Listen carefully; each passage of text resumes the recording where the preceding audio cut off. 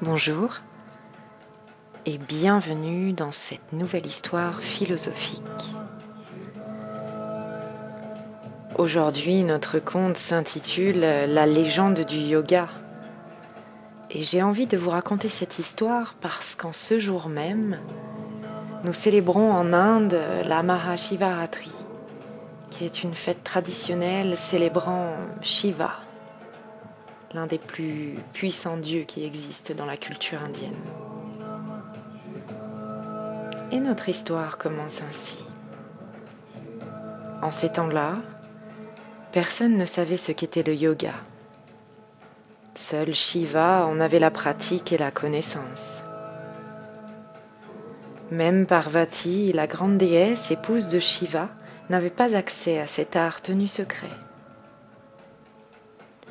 Voulant partager les pouvoirs de sa moitié et devant la résistance de Shiva à l'initié, elle mit en œuvre tous les moyens et stratagèmes que peut trouver la féminité pour faire céder un époux.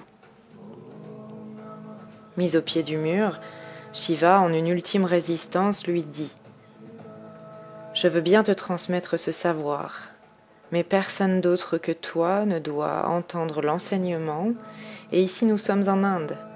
Il y a du monde partout, et il est impossible de s'isoler. » Qu'à cela ne tienne, lui rétorqua Parvati. Je connais une petite île au large des côtes, tout au sud, un simple rocher qui sort de l'eau, et là, nous serons tranquilles. Ils partirent donc sur cet îlot, et là Shiva donna son enseignement à Parvati, dans le secret de l'isolement, loin de toute oreille indiscrète, ou du moins le croyait-il. Car tout le temps que dura l'enseignement, flottait entre deux eaux, tout ouïe dehors, et dans une parfaite immobilité, Mathyendra, le petit poisson, écoutant et regardant avec une grande attention et une grande curiosité tout ce que Shiva transmettait à Parvati.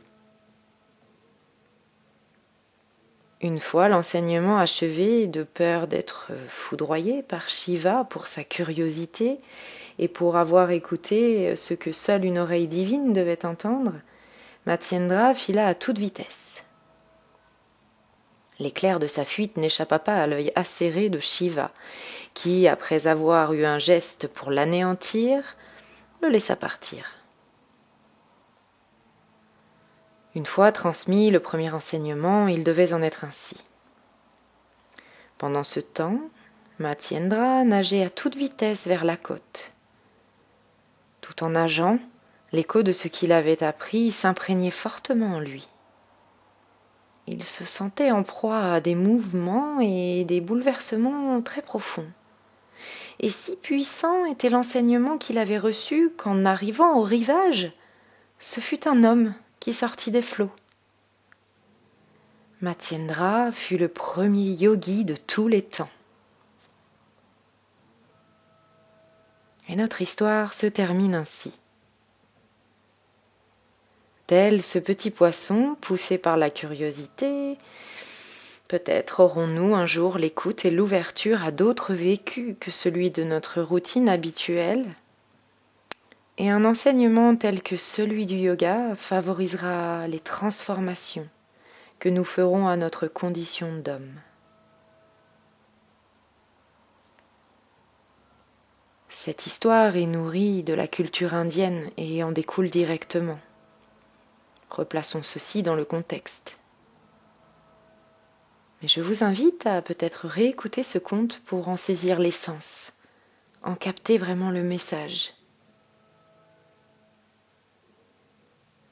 En ces quelques jours de Mahashivaratri très importants au niveau des énergies qui sont très puissantes pendant cette période, je vous invite à prendre des temps de repos pour vous, à vous recentrer, à faire des choses que vous aimez faire et à vous connecter à l'univers, peut-être en envoyant des intentions ou simplement dans un élan de gratitude. Je vous souhaite une très belle journée et je vous dis à très bientôt pour un nouveau conte philosophique. Namasté.